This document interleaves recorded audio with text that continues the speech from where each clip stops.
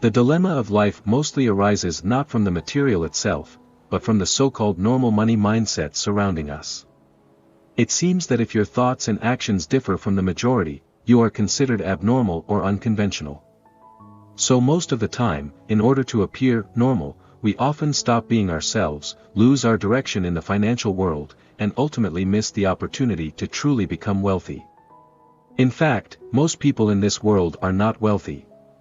When we earn and spend money like most people, striving to be a so-called normal person, it means we choose mediocrity and bankruptcy. This may sound exaggerated, but upon deeper reflection, it hits the nail on the head. In the book, Make Money Wisely, there is a passage that says, "Learn to wisely use your money, and maximize the value of every penny." Remember the rule of, I need it, I like it, and it suits me, in life, and always prioritize your true needs.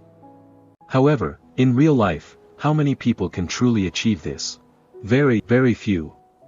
The reality is, when a friend buys a new car, you feel jealous and envious, so you try every means to raise money just so you can also have a car like that. When your roommate owns a beautiful LV backpack, you also want one, even if you have to borrow money to buy one. When a colleague renovates their kitchen, everyone loves it when they gather at their house, so everyone secretly resolves to renovate their own kitchen, even more grandly than theirs. In this cycle of comparison, your hard-earned money, or worse, money you borrowed, is squandered away. Anna, in her early 30s, was sentenced to 6 years in prison in November 2020. Why did she, at such a young age, turn to crime? The story begins in 2013 when she found a job as an accountant in a company, where her daily work involved handling large sums of money. She saw that her former classmates and friends were better dressed and living more luxuriously than herself. She began to feel that her job was dull and her life was boring, feeling inferior to others in every aspect. Slowly, she became obsessed with online shopping, crazily buying various skincare products and high-end clothes, comparing herself with others in terms of dressing, consumption, and entertainment, refusing to fall behind in any aspect. She also immersed herself in online games, losing her direction in the virtual world, sometimes spending thousands of dollars in a single session. In reality, Anna's salary was far from enough to support her spending on online games and shopping, and she found herself living hand to mouth. She resorted to using credit cards to withdraw cash, then applying for installment payments, paying off one installment only to use the credit card to withdraw cash again, robbing Peter to pay Paul. Eventually, unable to make ends meet and drowning in debt, she thought of the company's money and began embezzling funds to cover her own holes. It wasn't until later when the boss commissioned an accounting firm to audit the accounts that her criminal activities came to light.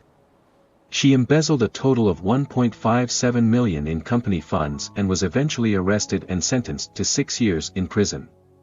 In this example, it is easy to see that when a person, driven by greed, can no longer rationally face their true financial situation and cannot make wise consumption decisions, the price they have to pay is enormous. As Peter Taylor once said, comparison is a joyful poison. Most people won't embezzle public funds like Anna did, but using credit cards and installment loans recklessly will ultimately come with a price. Learning to wisely foot one's own bill is not as difficult as it seems. The key lies in establishing the right money mindset and facing our finances sensibly. The money we earn is limited, so it's essential to consider how to maximize its value. If every time you spend money, you only buy what you need, what suits you, and within your means, and plan to allocate a reasonable proportion for things you like, then you can truly prioritize your own needs. The reason why people lose control over their spending is often because they fail to do this. They often treat other people's needs as their own, living their lives for others, but rarely take the time to think about what they truly need and what suits them best. Perhaps some people would say, I enjoy splurging not to keep up with others, but because I genuinely like those things. I'm just being myself. Psychologists believe that excessive consumption is sometimes driven by a lack of inner satisfaction.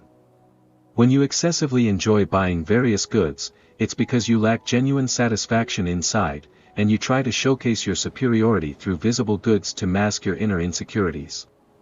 However, the problem is that the satisfaction brought by a purchase quickly fades away. You need to keep buying to maintain that satisfaction. How long can such a cycle last for someone with limited income? The result is predictable. Some people pursue indulgence, believing that life should be carefree, and they should buy whatever they like. You may feel relaxed and happy in the moment, but over time, if you squander too many resources up front, you'll quickly find yourself in a passive predicament. The consequences you'll face won't be easy or pleasant. What's worse, when you lose control over your spending, you also kill your chances of accumulating wealth. Sitting on a bench in the park was a white-haired old man. He didn't know when he noticed a young person sitting beside him. The young person struck up a conversation, and they found out that the old man was in dire straits financially. The old man said, "The biggest regret of my life is making too many wrong choices when I was young. I wasted too much money on enjoyment, accumulating more and more debt that I couldn't repay. Eventually, I had to declare bankruptcy. Since then, I've never been able to escape from the hardship.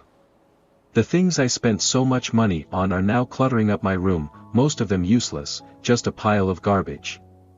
Now that I'm old, I have nothing left."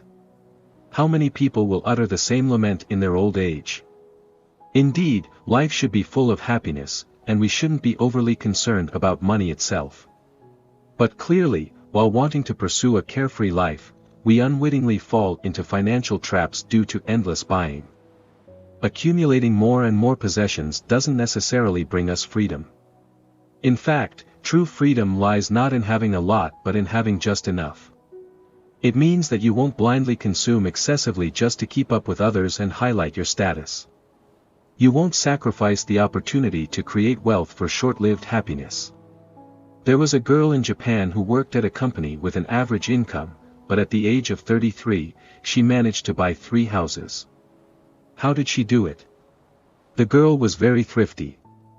She planned her income in detail every month, allocating money for basic expenses, savings, and investments.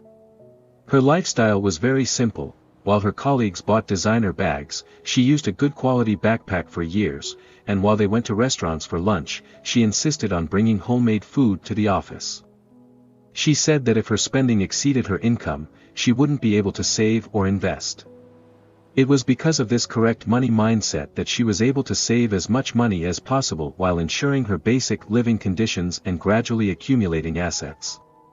Perhaps she seemed different from most people, but her uniqueness helped her make the right choices and build wealth that others couldn't. Therefore, to achieve true freedom, it is necessary for everyone to establish the most basic financial knowledge, learn to live within their means, and manage their finances wisely based on their own circumstances. Only when we actively focus on and pursue wealth, prioritizing our long-term interests, will the probability of becoming wealthy continue to increase. As Bill Gates once said, rather than trying to catch up with others, it's better to become someone you admire. So, be yourself, spend wisely on your true needs, save wisely, invest wisely, and strive to become someone you admire. Above is the entire content of today's video. If it has been helpful to you, please consider subscribing to our channel. See you soon.